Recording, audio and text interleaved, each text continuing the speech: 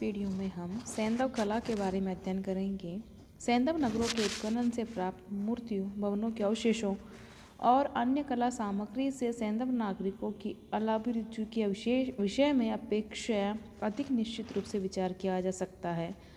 कलाकृतियों के प्रत्यक्ष होने के कारण न केवल उनके शिल्पगत विशेषताओं का विश्लेषण ही किया जा सकता है, बल्कि कलाकृतियों के द्वारा व्यक्त प्रतीकों, विषय वस्तु और तकनीक के विषय में निश्चय से उन भावों और परिस्थितियों तक पहुँच पाना संभव हो सकता है जो उस कृति की प्रेरणा रहे होंगे। यह आश्चर्य का विषय है कि सैंधव नगरों में हड़प्पा और मोहनजोदड़ो के अतिरिक्त कहाँ से भी उल्लेखनीय मूर्तियाँ नहीं मिली है। इसके अतिरिक्त यहाँ से भी जो मूर्तियाँ प्राप्त हुई वे संख्या में बहुत अधिक नहीं है और उनके निर्माण में अनेक प्रकार के पत्रों शैलियों का उपयोग हुआ है। इसलिए इन प्रतिमाओं को एक कला परंपरा के अंतर्गत निर्मित मूर्तियाँ स्वीकार करना कठिन है। पहले विचार किया जाता था कि इन नगरों में पत्थर की अनुपलब्धता उनकी कम संख्या के कारण रही होगी, परंतु अब धोलावीरा में भवन निर्माण तक में प्रस्तर के प्रयोग के साक्ष्य मिल चुकने पर भी वहाँ से मूर्तियों के न मिलने का क्या अर्थ है। ऐतिहासिक युग से लेकर आज तक भारतीय समाज में कला का विकास धर्म के संदर्भ में हुआ। यदि इस परंपरा को पीछे ले जाकर सैंधव युग पर आरोपित किया जाए तो इससे यही संकेत मिलेगा कि उनके धर्म में संभवतः मूर्तियों का प्रमुख स्थान नहीं था।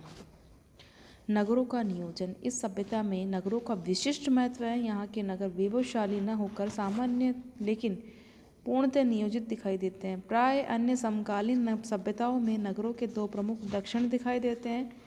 वहाँ के नगरों के एक भाग में शासक वर्ग के प्रासाद बने हुए हैं और दूसरे भाग में साधारण नागरिक रहते थे। उदाहरण के लिए पश्चिमी एशिया के नगरों में एक और देवता, पुजारी या राजा और अभिजात वर्ग के वैभवशाली प्रासाद मिलते हैं, तो दूसरी ओर सामान्य जनों के ऐसे सामान्य आवास जिनमें साधारण सुविधाएं भी उपलब्ध नहीं थी। लेकिन सैंधव नगरों के शासकों, कुलीन वर्ग और सामान्य नागरिकों सभी के आवास एक देसी पक्के ईंटों से निर्मित और उनमें कुएं, स्नानागार और ढकी नालियाँ जैसे सभी सामान्य सुविधा उपलब्ध थी। ऐसा लगता है कि सैंधव सभ्यता में शासक और शासित में अधिक भेद नहीं था, क्योंकि किसी भी नगर के उत्खनन से ना तो वैभवशाली प्रासादों का अवशेष मिले और न मंदिरों के। यहाँ पर मेसोपोटामिया और मिस्री सभ्यताओं के समान राजकीय शमशान भी प्राप्त नहीं हुए हैं, जिनसे उनमें दफन किए गए लोगों की भौतिक समृद्धि का अनुमान शव के साथ रखी गई सामग्री, आभूषण, फर्नीचर, पात्र, अभिलेख और अन्य वस्तुओं से किए जा सके। लेकिन इसका अर्थ यह नहीं है कि सैंधव समाज में राजकीय और सामान्य जन में बिल्कुल भेद नहीं था। निश्चय ही दोनों वर्गों में अंतर तो रहा होगा, परंतु उसके प्रमाण बहुत स्पष्ट नहीं है। साधारणतः सैंधव नागरिक सरल और आडंबरहीन जीवन व्यतीत करने में विश्वास करते थे और जो समय समय पर न्यूनाधिक रूप से परिवर्तित होता रहता था। नगरों की प्रकृति।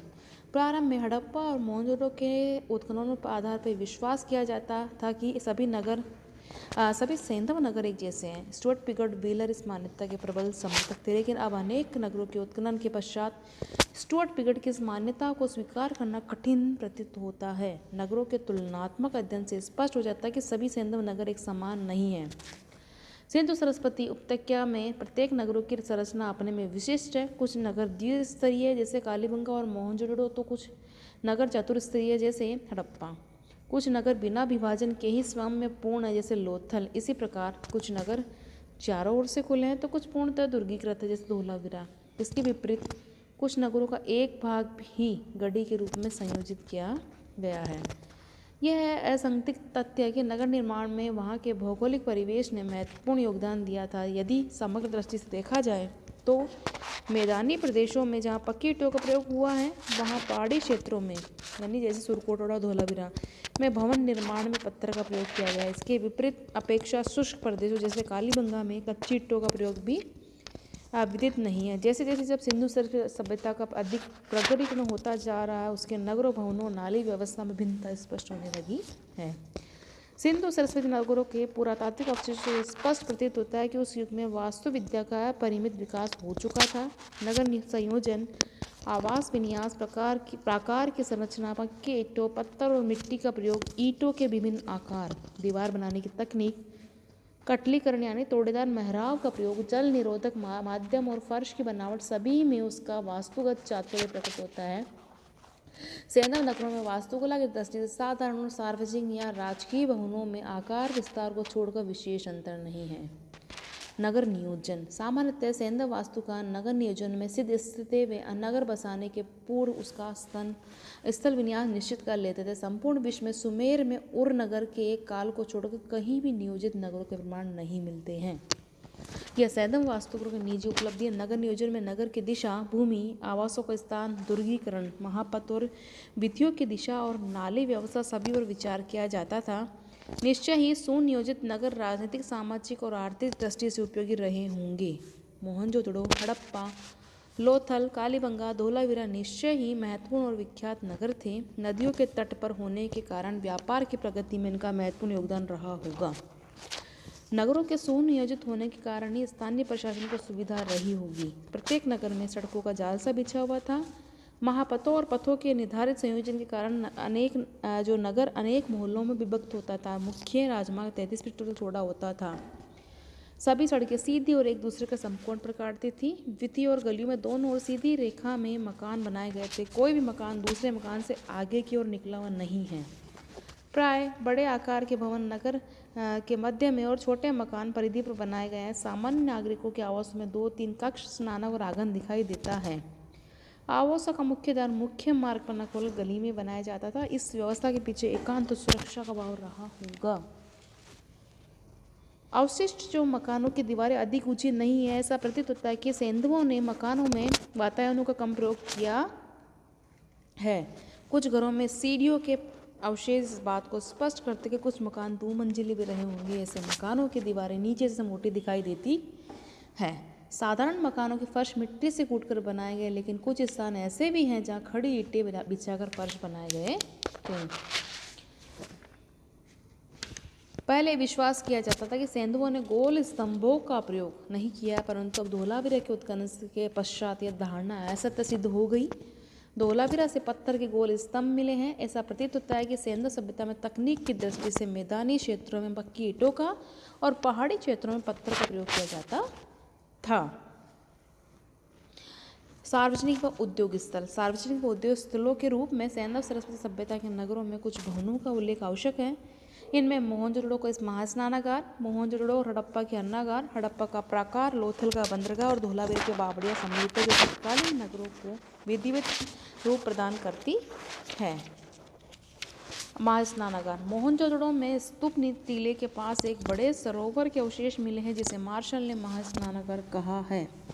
इस प्रकार का पक्का सरोवर सैंधव सभ्यता या मोहनजोदड़ो नगर की अपनी विशेषता थी। इस स्नान कुंड की लंबाई 39 फीट, चौड़ाई 23 फीट तथा गहराई 8 फीट है। इसमें स्नान के लिए उतरने के लिए उत्तर और पश्चिम में दक्षिण में सीढ़ियाँ बनी हुई हैं। अन्नागार। हड़प्पा से एक बड़े भवन के अवशेष प्राप्त हुए हैं, जिसे अन्न भंडार के लिए प्रयोग किया जाता था। इस भवन में 6 कमरे एक दूसरे के समान 2 पंक्तियों में बनाए गए और मध्य में आवागमन के लिए स्थान छोड़ दिया गया है।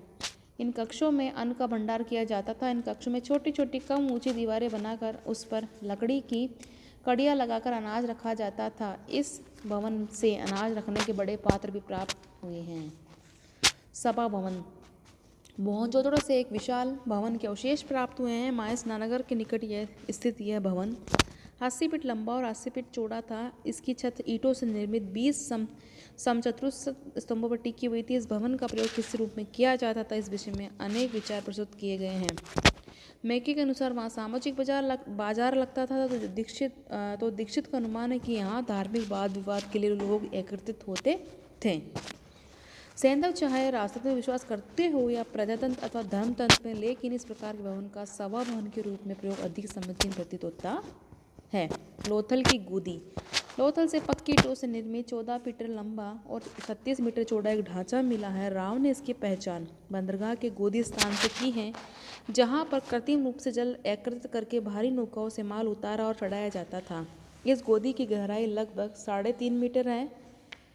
राव के अनुसार इसकी उत्तरी दीवार में 12 मीटर चौड़ा प्रवेश द्वार था, जिसमें नौकाओं का आवागमन होता था। यह भोगवा नदी से जुड़ा हुआ था, जिसके जल से गोदी को भरा जाता था। राव के अनुसार लोथल की गोदी फिनिशिया और रोम की गोदियों से अधिक विकसित थी। दुर्ग का प्राकार। सैंधव नगरों की सबसे बड़ी विशेषता उनके दुर्गों द्वारा उनकी रक्षा करना था। रक्षा के लिए मिट्टी और ईंटों से बना विशाल परकोटा मिलता है। स्थापत्य की दृष्टि से इसकी रचना महत्वपूर्ण है। यह परकोटा जैसे हड़प्पा के अवशेषों स्पष्ट है, नीचे से चौड़ा और ऊपर से तनु होता हो गया है। इसकी अधिकतम ऊंचाई 35 फुट तक शेष देखी गई है। इसके निर्माण में मिट्टी और कच्ची ईंटों का प्रयोग किया गया है, परंतु बाहरी भाग पक्के ईंटों के आवरण के रूप में निर्मित है। शिल्प कला के केंद्र सेंधव नगरों में शिल्पियों की विशिष्ट प्रतिष्ठा रही होगी। वैदिक युग में भी शिल्पी होने के कारण ही दासों को समाज में सम्मानित स्थान मिला हुआ था। हड़प्पा, मोहनजोदड़ो और अन्य स्थानों से मूर्तियों और मुद्राओं के ऐसे साक्ष्य मिले हैं जिससे तत्कालीन समाज में शिल्पियों का अस्तित्व सिद्ध होता है। लेकिन यहाँ से प्राप्त मूर्तियाँ विभिन्न शैलियों में ही नहीं, विभिन्न प्रकार के पत्थरों में निर्मित की गई हैं, इसलिए इसके निर्माण में शैलीगत निरंतरता स्पष्ट नहीं होती। आश्चर्य का विषय कि सेंधव नगरों में हड़प्पा और मोहनजोदड़ो के अतिरिक्त कहीं से भी उल्लेखनीय मूर्तियाँ प्राप्त नहीं हुई। इसके अतिरिक्त यहाँ से भी जो मूर्तियाँ प्राप्त हुई हैं वे संख्या में बहुत अधिक नहीं हैं। अभी तक मोहनजोदड़ो छोटी बड़ी 11 मूर्तियाँ और हड़प्पा से मूर्तियों के 2 कमबंद मिले हैं। मोहनजोदड़ो से प्राप्त सबसे श्रेष्ठ मूर्ति हल्के पीले रंग की पत्थर में बनी है। यह लगभग 9 इंच ऊंची एक पुरुष की आवक्ष मूर्ति जिसमें उसे उत्तरीय ओढ़े हुए दिखाया गया है। उत्तरीय पर गहराई में तुफलिया आकार बने हुए हैं जिससे संभवतः रंग भरा जाता था। मूर्ति के नेत्र उन्मीलित तथा सिर और दाढ़ी के केशा सलीके से पटिया कर बनाए गए हैं। पुरुष का माथा कम चौड़ा और सिर पर पट बंधा हुआ है। पुरातत्वविदाओं ने इसे योगी या पुजारी की मूर्ति माना है। हड़प्पा से प्राप्त 2 कमबंदों में एक पुरुष का और दूसरे नारी का है। पुरुष मूर्ति लगभग 4 इंच लंबी लाल पत्थर में निर्मित यथार्थवादी कला का नमूना है। छोटे आकार में मूर्तिकार ने बड़ी कुशलता से नग्न शरीर की सुडौल मांसपेशियों को यथार्थ रूप में उकारा। इसके अतिरिक्त मोहनजोदड़ो से जो बलुआ पत्थर की मूर्तियाँ मिली हैं इसके अवयव बहुत स्पष्ट नहीं है और सभी नग्नावस्था में हैं। इनके एक मस्तक श्वेत पत्थर में बना हुआ है। चेहरे के अंग स्पष्ट नहीं है लेकिन आंखों में पच्चीकारी का काम है। दूसरी मूर्ति का भी केवल सिर मिला है। इसमें पुरुष केशों को पीछे की ओर समेटकर जूड़ा बनाया गया है। केशों को केवल रेखाओं द्वारा दिखाया गया। कुपटी हुई छोटी दाढ़ी, आंखों के समान स्थान पर गड्ढे और सीपी के आकार के कान कला के प्रारंभ के घोतक। इसी प्रकार एक मूर्ति घिया पत्थर में निर्मित तहमद पहने हुए घुटने मोड़कर बैठी अवस्था में प्रदर्शित करती है। इसकी पीठ पर केशों का वेणी बनाकर लटकाया गया है। यह आश्चर्य का विषय कि पत्थर के विपरीत सेंधव कलाकार ताम्र मूर्ति ढालने में अधिक कुशल थे। तांबे के नारी मूर्ति में 2 मूर्तियाँ उल्लेखनीय हैं। इनमें भी एक नर्तकी की 4 इंच ऊंची मूर्ति विशेष दर्शनीय। इसमें नग्न नर्तकियों को पूरे आकार में प्रदर्शित किया गया है। इसका एक हाथ कमर पर रखा हुआ और एक पैर थोड़ा उठा हुआ है जो संभवतः नृत्य भंगिमा को प्रदर्शित करता है। मूर्ति के एक हाथ में ऊपर तक बगड़ी भरी हुई है। सिर के कुंगराले बालों को पीछे जूड़ा बनाकर व्यवस्थित किया गया है। नर्तकी के शरीर यष्टि पतली लेकिन लंबी टांगों पर टिकी हुई है।